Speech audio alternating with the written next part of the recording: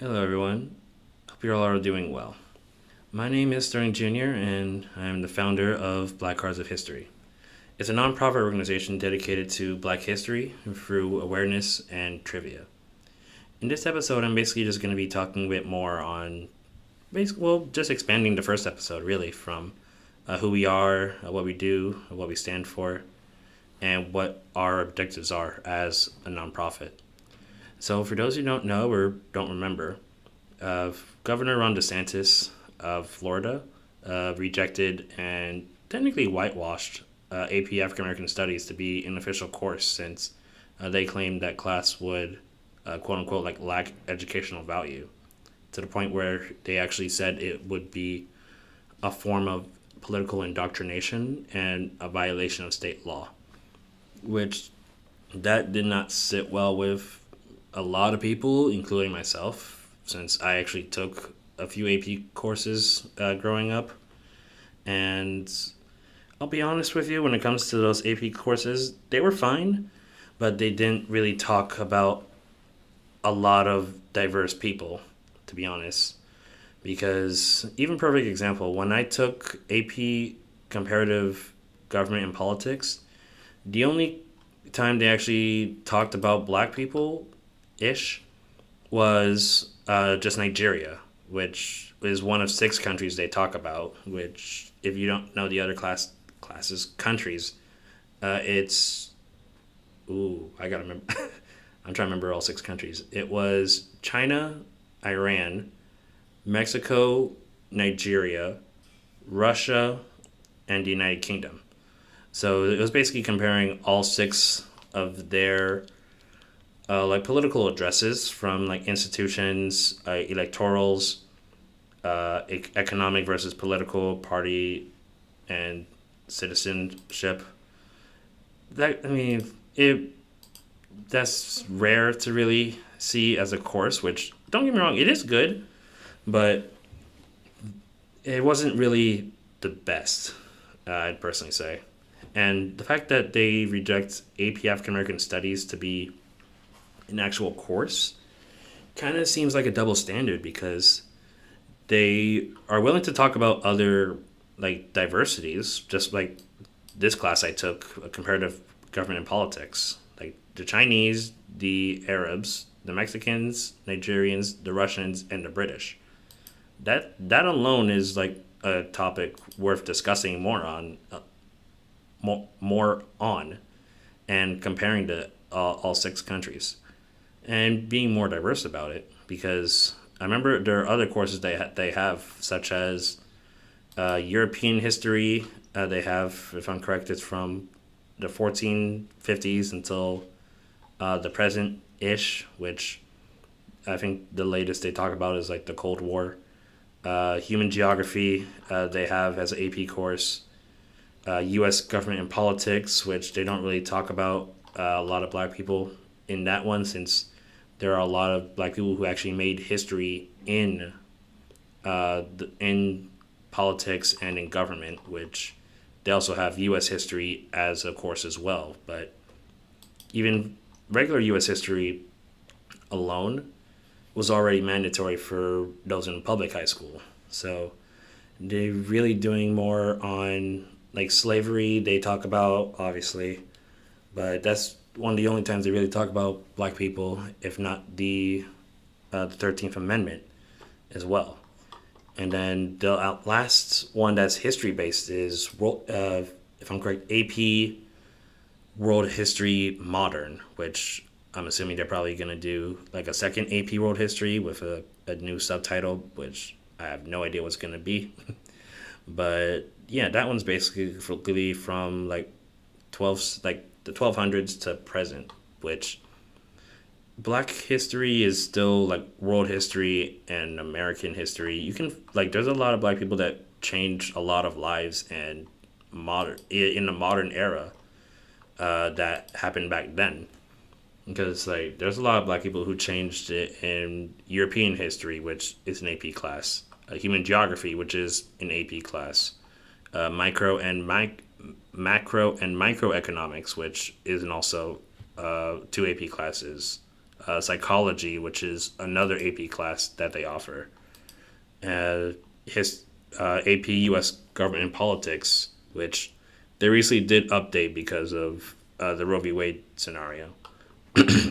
But yeah, there's still a lot of black people who actually like made a difference or made a stand in every single like historical topic that they made an effort for, and it's not even like listed or even going to be talked about because black history is still world history, which is why, and ironically, they have modern AP world history as a class.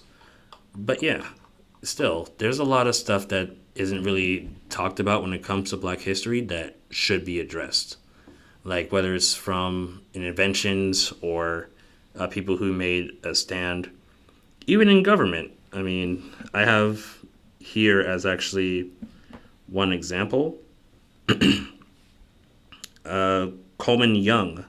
This man was actually a radical activist who became the first African American and I think one of the few at this time to be elected mayor of Detroit, to the point he was elected for 5 times in a row, or 5 terms in a row, from 1974 to 1994.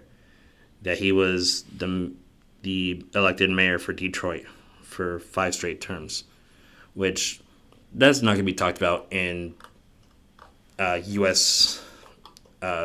In either U.S. history or U.S. government and politics. That's not going to be really talked about. Let alone they even talk about Bill Clinton. Yes, I know he's not black, but the fact that he actually had what's her name, Alexis Margaret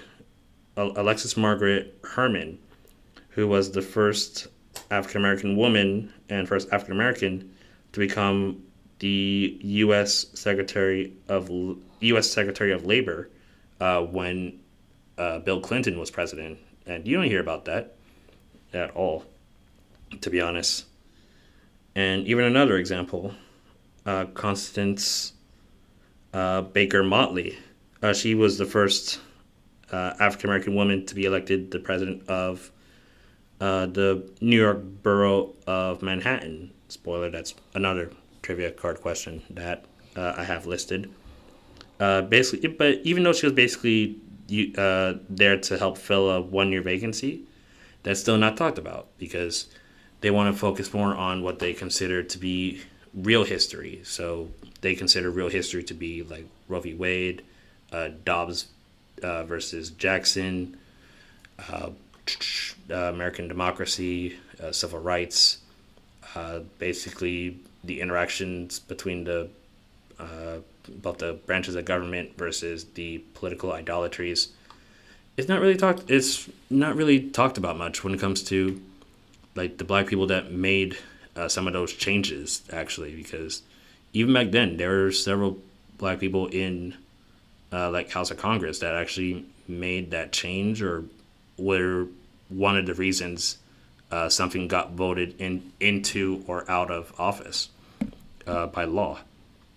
So for us here at Black Cards of History, we basically want to educate people through like trivia and awareness, basically, because we're actually not only doing it through like just trivia events, but we also are doing trivia cards as well to also sell to get more people interested in learning Black history in ways that they never really expected, even though it's both through awareness and like political progression as well, because we want to make sure that the governor actually overturns that decision to making AP African American Studies to be an official course, actually.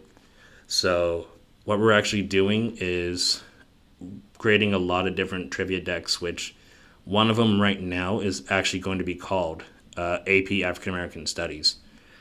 And that one's basically going to be 55 questions, like a standard AP final exam, which I remember that was about the right amount of questions.